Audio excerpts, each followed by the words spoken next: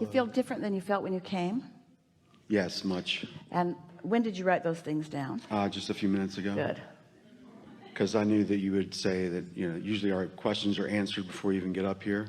We really like it when you have moved with the conversation, because you're all in a much clearer place than you were when you walked in the door. And so the things that you just wrote down are in harmony with where you now are. The things you wrote down yesterday, not so much. Yeah. That's correct. I had a question about patience.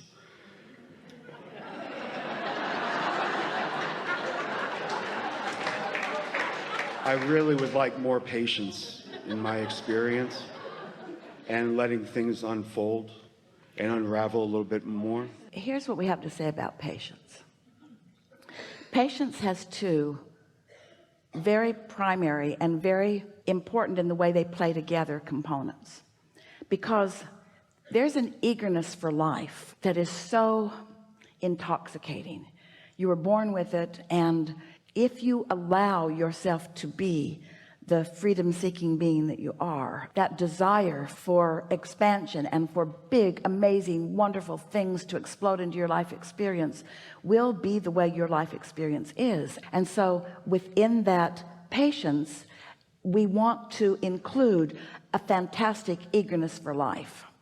But no one would call it patience if in that eagerness for life you're so disappointed at the things that haven't manifested yet. And that feels like impatience, because you've put it in the vortex, your inner being is turning cartwheels over it, but you haven't seen it yet, so you're in contradiction to your own inner being. And so someone might call you impatient. And a lot of times people think that the remedy to being patient is just to want less.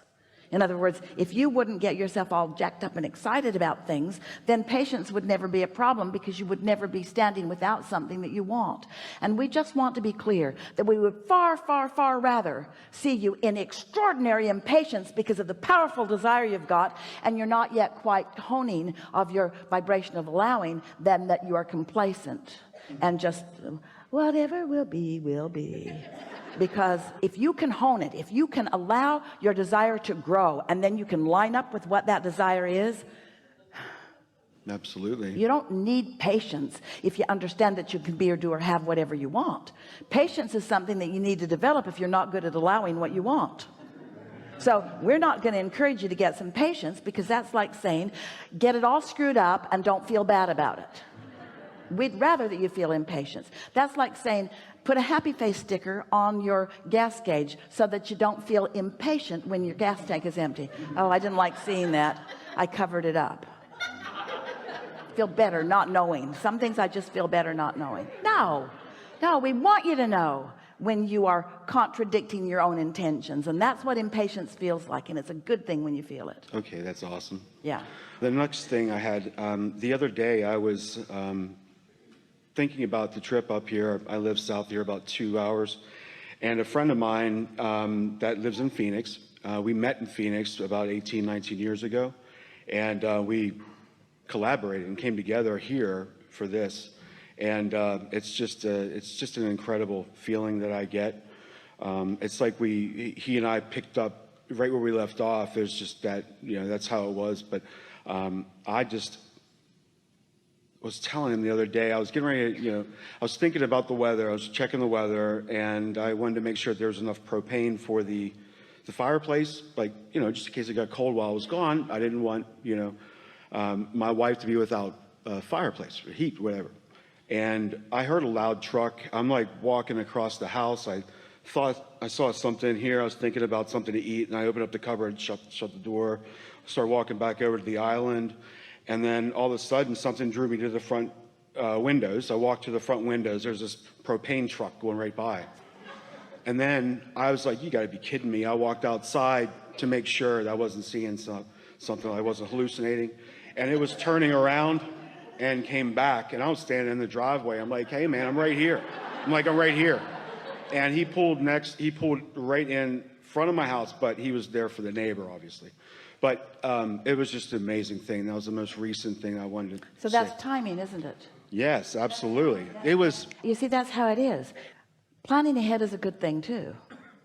But you'd already planned ahead. And the universe knows what you want and knows where you are in relationship to the things that will satisfy what you want. Esther had a similar thing the other day where she woke up and what was on her mind was to take the can to the curb, which she did, and a minute later the garbage truck was there. That's timing. And while that seems silly and obvious, and maybe there are other ways of going about that, there are those kinds of things and hundreds of thousands of things like them that are rendezvousing on your behalf every single day. Things like that. Thoughts that you think, connecting up. Haven't you ever thought about someone and they call, or you're thinking about them and they all text? the time. Esther used to say thoughts are in the air, but now what she's realizing is that you're all broadcasting, but the thing that we really want you to hear is that you've been broadcasting, and who you are and what you want is really well known to the entire universe, and the cooperative components are being gathered. The propane tanks are lining up to give you what you want when you need it in every respect. And so when you are in a place where you're receiving, in other words, that's why that thought occurred to you when it occurred. You were prompted from a perspective of higher view. Years ago, Jerry and Esther were at the post office in Bernie. They went to get their mail, but they couldn't get into the post office because the banks of the Cibolo Creek had overflowed and the post office was flooded. No one could get in. And Jerry said, our friends who live in San Antonio, Pat and Lawrence, they have a 1,000-acre ranch and that creek goes right through their property. Jerry said, let's call them and let them know that the Cibolo's out of its banks up here. And so they called, and their friends were able to get the cattle out of that pasture and move the tractors out of that pasture. And later that day they called to thank them, and they said, it's so nice to have a friend upstream. Well, that's what we're talking about. You've got friends in high places. You have friends upstream. You have so much assistance and so much awareness and so much partnership in so much. So what you really want to do is to do whatever you can do to make yourself in the vibrational vicinity of hearing your partners. And when you're feeling sorry for yourself, you can't hear them. When you're afraid of something, you can't hear them. But when you're frisky and knowing who you are, and when you're loving and so forth, then you're in the place where these thoughts come. And once you get on this sort of deliberate rampage of getting out ahead of it by tuning and toning your frequency and then moving through life, the combinations of things that will line up for you. We've been saying that one who's connected to that is more powerful than millions who are not. There is a leverage and alignment that is indescribable. Strange that we use so many words to try to describe it, but there's a leverage in that alignment that puts you in the right place at the right time, not just to meet with the propane truck, but to rendezvous with the thought. There are all these rendezvous points that when you're hitting on them, it's not just that you're making it easier for the manifestations to come. You are, but that's not just that. It's that you're thrilled in this moment, in this moment, in this moment, in this moment too, because it can feel as rewarding to you when these thoughts connect as it feels when you rendezvous with the propane man on the street. Manifestation, manifestation, manifestation, manifestation, manifestation. Thought clicking, ideas merging. We want to give you an aerial view so that you can feel and understand the dynamics of what it's like to be a creator in your body on this planet. Other thinkers and the things that they are thinking, and the things that you're thinking about the things that they are thinking. And so much of that being contrast that causes you to put what you really want into the vortex. And then you just find those moments in time where you deliberately line yourself up with the whole of who you are. And as you line yourself up with the whole of who you are, then the clicking, the synergy, the satisfaction of this moment and this one and this one and this one and this one, the truly living happily ever after. Not just when I meet my friend that I've known for 18 years and we're going to rendezvous in a city and do something fun. That's something really nice to look forward to. Not just when we go on our anniversary, whatever it is, or on our birthday party or whatever it is, or not just after I get that job or after I get that car or after I meet that person.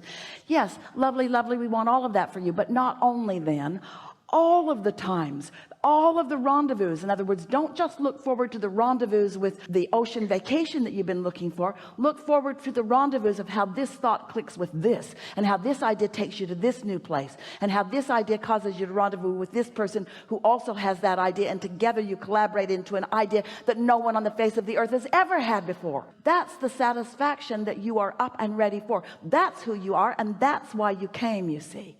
You are powerful creators who came into these bodies with enormous intentions, and you are loved beyond anything that you can define with words.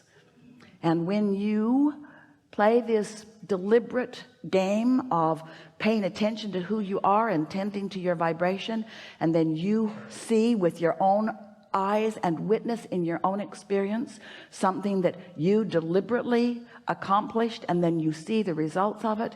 Now you are the deliberate creator of your own experience, and there's no regression. You cannot go back. You cannot unknow what you now know. That's the greatest. And so that means that as you are moving forward in this magnificent world, you are going to see more and more of the delicious, extraordinary, amazing, positive, good feeling aspects of it. And in doing so, you're going to be a perpetuator of that, yes, but not just a perpetuator of it, a rendezvouser with it, not just a rendezvouser with it, but a perpetuator of it. And as you do that, then you're in harmony, not only with your intent that you had when you came into this body to begin with, but the intent that you've picked up along the physical way. Oh, this is creation at its very best.